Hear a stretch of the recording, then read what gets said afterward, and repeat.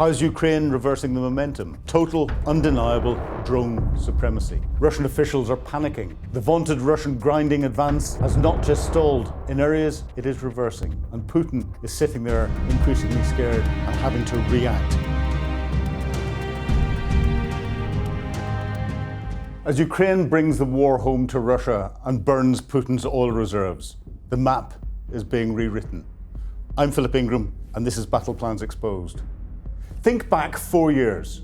Russian tanks were rolling towards Kyiv, and the world held its breath. Who would have thought then that today it's Ukraine dictating the pace and hitting Moscow where it hurts? This operational reality is sinking in for Putin. A leaked European intelligence report highlights a man in the grip of increasing paranoia, terrified for his own safety and that of his inner circle. And he has every reason to be. In a major blow to the Kremlin's wallet, Sweden has seized the Russian Shadow Fleet tanker, the Yin Hui, in the Baltic Sea. At the same time, Kyiv's so-called kinetic sanctions are hammering the industrial heartland of Russia. Drone strikes have lit up refineries and plants in Tuapse, Cheboksary and Perm, targets deep inside the motherland. On the tactical level, Ukraine's drone dominance continues to bite. Despite the meat wave tactics, Russia has failed to make any meaningful progress in the fortress city of Kostantinivka. We'll analyse all of this and more. But first, let's take a look at the latest clips from the frontline. So first up, here's an extraordinary update on this Ukrainian attack. Drones successfully obliterated an £18 million Mi-28 Havoc attack helicopter and a £15 million Mi-17 transport helicopter. This wasn't a lucky shot near the border. This was a precision strike 150 kilometers behind enemy lines in Russia's Vrozhny region. Ukrainian unmanned systems forces, the USF, discovered 4 helicopters at a makeshift field airstrip, sitting ducks while they refueled and underwent maintenance checks. Major Robert Brovady, or Magyar, confirmed the drones were steered directly into the engine compartments to ensure maximum internal damage. But the strikes didn't just take out hardware, they hit the crews, or at least one. A maintenance specialist was killed on the spot. Strong evidence suggests that Captain Chukharov was the specialist caught in the drone sights while servicing the Mi-17, with his obituary appearing just 24 hours after the attack. This operation was a masterclass in collaboration between the 429th Achilles Brigade and the 43rd Artillery and the SBU Alpha Special Forces. For the cost of a wing-type drone, Ukraine has wiped out over £30 million in Russian aviation assets in a single afternoon. And these costly Ukrainian strikes didn't just hit helicopters. We discussed last week the Ural Mountains and the shield they provided for protecting Russia's industrial heartland and military complex. For years, the area east of them was seen as Russia's fortress, a safe rear out of Ukraine's reach. Well, looking at Shagol airfield, that's not the case anymore. Home of the crown jewels and the Russian air power, Ukrainian drones travelled a staggering 1,700 kilometres to strike the site, rewriting the rules of long-range warfare. The targets were Russia's most prized assets, 2 Su-57 Felon stealth fighters and the Su-34 fighter bomber. A single Su-57 costs up to £120 million, while the Su-34 is worth around £50 million. The Su-57, this is the first time we believe one has been struck in combat. As you can see, the Kremlin assumed they were safe and parked their most expensive, cutting-edge, 5th-generation fighter jets on the runway. This exposed position was perfect for Ukraine. Again, Commander Robert Magyar Brovady confirmed the strike, noting that hunting these advanced jets is critical to reducing the number of guided bombs falling on Ukrainian cities. Intelligence reports suggest that some Su-34 components are still being built using Western tech that's escaped sanctions, making these kills even more vital. Ukraine's budget drones just put a massive dent in Putin's pocket. Next up, this isn't the hotly anticipated Grand Theft Auto 6 video game. Not that I know what that is. Ukrainian tech experts have modded GTA 5 to turn the streets of Los Santos into a flight school for FPV drone pilots. Trainees use real drone controllers to hunt down virtual trucks and helicopters, mastering the high-speed maneuvers needed to survive in the real front line. The simulation helps pilots perfect the difficult manual flight style that allows drones to perform the sharp cinematic drives used to destroy Russian tanks. In the real world, a mistake costs £500 and a lost drone. In the simulator, they can crash 1,000 times until they have the muscle memory to hit a moving target. These training sessions bridge the gap between hobbyist gaming and military precision, ensuring every pilot sent to the front is already an ace. By using low-cost, off-the-shelf software, Ukraine is churning out elite drone operators faster than Russia can recruit the men to be their targets. It is a chilling evolution. One day, they're chasing a blimp on a screen. The next, they're guiding a kamikaze drone into a £120 million fighter jet. And of course, this constant cat and mouse game leads to some remarkable innovation. Have a look at this. It's a new type of blinding shotgun shell being tested by the Russians. Instead of lead pellets, it fires a cloud of thick red adhesive.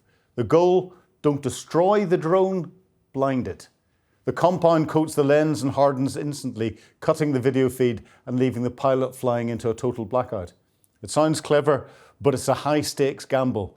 For this to work, a soldier has to wait until that drone is practically on top of them before pulling the trigger. It's a desperate last-second defence in a war where the optics are everything. And we have to remember, it's a shotgun-type shell. It can't be fired from the standard weapon that the soldier is carrying, so it needs another weapon. It needs different ammunition. It needs a new supply chain, and it needs the soldier to realise quickly enough to switch weapons and fire. And finally, footage shows Ukrainian forces executing a high-stakes operation, hitting 2 massive oil tankers at the very gates of Novorossiysk, Russia's main Black Sea hub. These aren't regular commercial ships, they're part of Putin's shadow fleet, aging sanctioned vessels that use shell companies and fake flags to fund the Russian war machine. Looking at the waterline of the hull, you can see the tankers are empty, so there's no risk of an environmental disaster. Thermal footage published by President Zelensky shows the Magroev V5 sea drone hunting its target from behind, slamming directly into the tanker's stern to cripple its propulsion. This was a coordinated strike led by General Staff Chief Andrei Hantov, involving SBU counterintelligence and the Navy to physically enforce the sanctions the West has put on paper. This follows a similar hit just 5 days earlier on the sanctioned tanker Marquez near Tuapse, showing a systematic campaign to starve the Kremlin of oil revenue. The message from Kyiv is simple. If you use the sea to fund your invasion, your ships are no longer safe. As Zelensky put it, these tankers were actively used to transport oil. Now they won't be. For the first time since Ukraine's daring incursion into Kursk back in August 2024, Russia has officially suffered a net loss of territory in the Ukrainian theatre. Now let's break down exactly how Ukraine's high-tech adaptations are dismantling the Russian war machine step by step. Let's look at the hard data. Throughout April 2026, Russian forces lost a total of 116 square kilometres of terrain.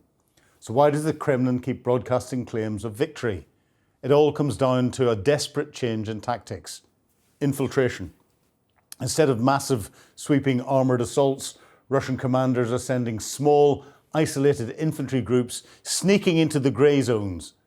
They infiltrate the outskirts of a town, plant a flag, and the Kremlin claims the city has fallen. But it's a smokescreen. Take the critical hub of Konstantinivka.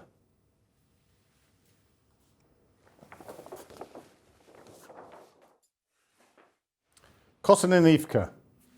Russian forces first infiltrated the eastern outskirts 6 months ago. Their progress since then? They've managed to advance into a pathetic 0.7% of the city's edge. In fact, the Institute for the Study of War geolocated footage from this week, and that shows Ukrainian forces actively counterattacking and advancing in those exact same eastern sectors, wiping out these isolated Russian squads. How's Ukraine reversing the momentum? Total, undeniable drone supremacy. The ISW confirms that Ukraine's unmanned systems forces are now operating on an entirely different level, executing a staggering 11,000 combat missions every single day. In just 1 month, they struck over 150,000 verified targets.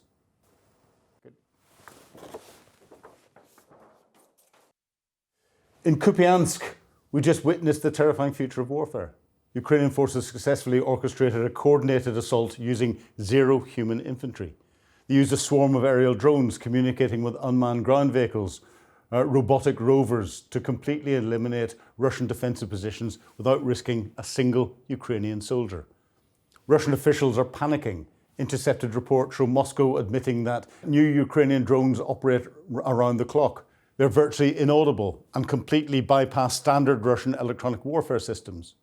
Furthermore, Ukraine is intercepting thousands of Russian drones a month, crippling Russia's ability to conduct its own reconnaissance.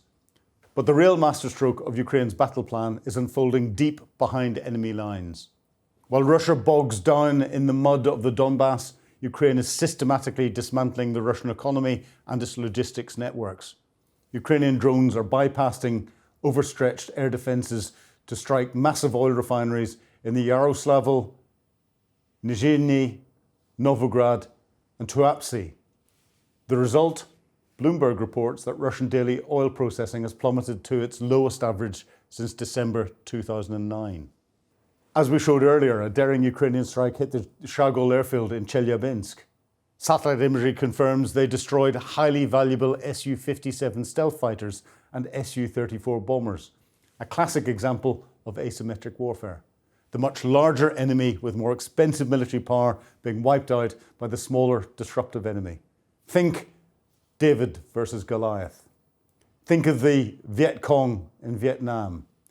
Ukraine is starving the Russian front line of the fuel and air support it desperately needs for any planned summer offensive. And all of this relentless pressure is cracking the Russian leadership. According to the latest intelligence, Vladimir Putin is increasingly isolated, terrified of targeted drone strikes and internal assassination attempts. The Russian president is reportedly spending the vast majority of his time locked inside highly secured underground bunkers. A European intelligence dossier has revealed the Kremlin is tightening the screws on its own staff like never before. Putin has reportedly slapped a total ban on mobile phones for anyone working in his inner circle. If you're a cook, a bodyguard, or even a photographer, your internet-enabled devices are now strictly off limits. The paranoia doesn't stop at the palace gates. Secret surveillance systems are being installed in the private homes of his staff to keep them under 24/7 watch. Even their commute is controlled. They're banned from public transport and forced to use official vehicles organised by the Federal Protective Service. Why? Because the Russian leader is terrified of an inside job. After 4 years of war, he's reportedly living in a cocoon of fear, terrified of a coup or a drone strike coming from within his own political elite. He's also cleaning house. After humiliating failures to stop Ukraine's drone strikes, the Russian Ministry of Defense just fired the Commander-in-Chief of their aerospace forces, General Viktor Avzalov, desperately bringing in new blood to plug their holes in their skies. To sum it up, Russia is losing ground, their oil infrastructure is burning, and they're losing the technological arms race to a much more agile Ukrainian military. With the Ukrainian Ministry of Defense announcing the arrival of mobile F-16 flight simulators to train their pilots locally, the skies over the battlefield are about to get even more hostile from Moscow. To truly understand any conflict, you cannot just look at the trenches. You have to analyse it through three distinct lenses. We brought this out in the first ever episode of Battle Plans Exposed, and these lenses are strategic, the operational, and the tactical. Today, we're tearing apart the Russian war in Ukraine across all three of these levels to show you exactly where this conflict stands in 2026.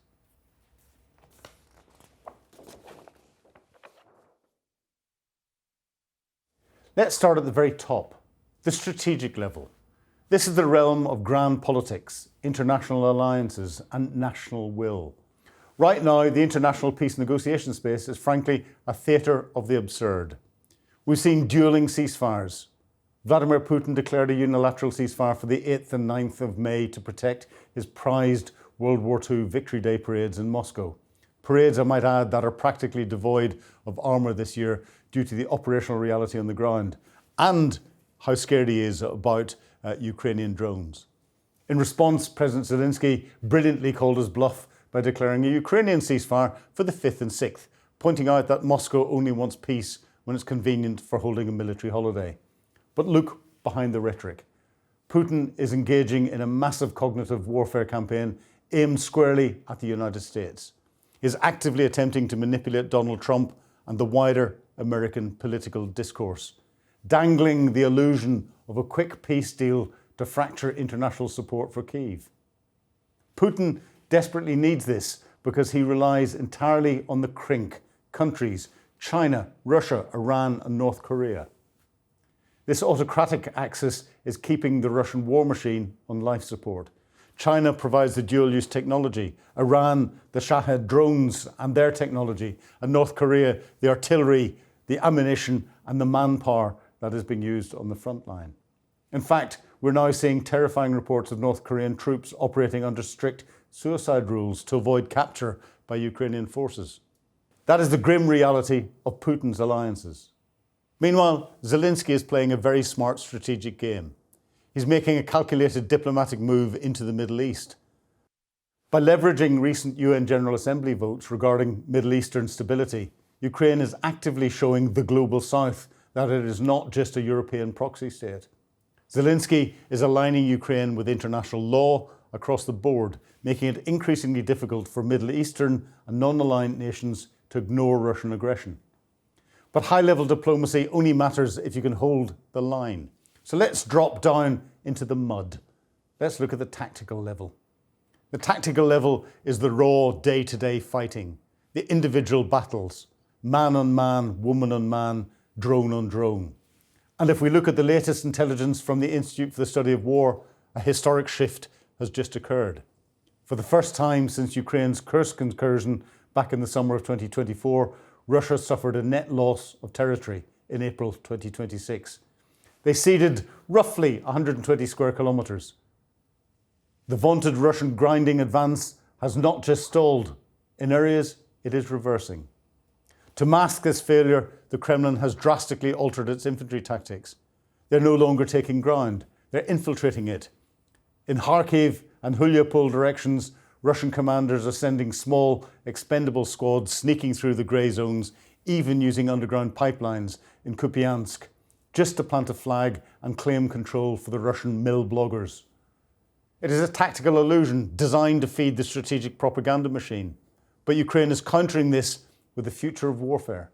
In the Kupiansk direction, Ukrainian brigades are now executing fully unmanned attacks. We're seeing coordinated strikes where unmanned aerial vehicles provide top cover and targeting for unmanned ground vehicles as they assault Russian trenches. However, battles on the front line don't win a war on their own. The glue that binds the tactical front line to the strategic grandstanding is the operational level. The operational level is about campaign planning, logistics, and breaking the enemy's ability to wage war. Right now, both sides are executing vicious operational campaigns. Russia's operational goal is simple and brutal: break the will of the Ukrainian people. We're seeing a shift in Russian drone and missile tactics. They're now coupling massive nighttime drone swarms with equally large daytime strikes. As the weather warms and Ukrainians step outside, Russia is deliberately targeting open public spaces to maximize civilian casualties and terror. It is a war crime, plain and simple. But Ukraine's operational response is nothing short of a masterclass in asymmetrical warfare. They're systematically dismantling the Russian state's ability to fund and supply its military. First, the Black Sea. Ukrainian sea and air drones absolutely dominate this battle space. They're hitting FSB guard boats near the Kirch Bridge, and we're even seeing Swedish authorities seizing Russian Shadow Fleet oil tankers like the Yin Hui in European waters. Russia's maritime logistics are being strangled. Second, the oil and gas infrastructure. Ukraine has expanded its domestic defence industry to produce long-range strike drones in massive quantities. This week alone, they hammered the Tuapse oil refinery in the Krasnodar and the Gorky pumping station in Nizhny Novgorod. The result? Russian oil refinery output has plummeted to its lowest level since December 2009. Ukraine is bankrupting Putin's war chest. And finally, the military-industrial base. The Chagall airfield in the Chelyabinsk and the strike on the Kalibr class, that is over 1,600 kilometers from the Ukrainian border, deep in the Russian heartland. It damaged Su-57 and Su-34 fighter jets right on the tarmac. The operational reality is catching up with Moscow. Putin is reportedly spending most of his time in underground bunkers fearing assassination by targeted drone strikes, and European intelligence suggests his own Security Council Secretary, Sergei Shoigu, is now viewed as a potential coup risk. The Russian Ministry of Defense just sacked their Aerospace Forces commander, replacing him with General Alexander Chaiko, in a desperate bid to stop the bleeding from the skies. So let's tie it all together. Strategically, Putin is leaning on rogue states and trying to manipulate Western politics to save a war he cannot win militarily. Tactically, his army is faking advances while actually losing ground to fully unmanned Ukrainian assaults.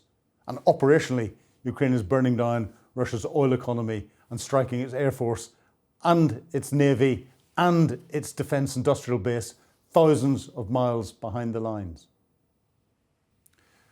What Zelensky is showing is the David against the Goliath, the ability to move faster, the ability to think outside the box, the ability to rewrite his doctrinal approach to this conflict is allowing him to manoeuvre through all three levels of this military operation.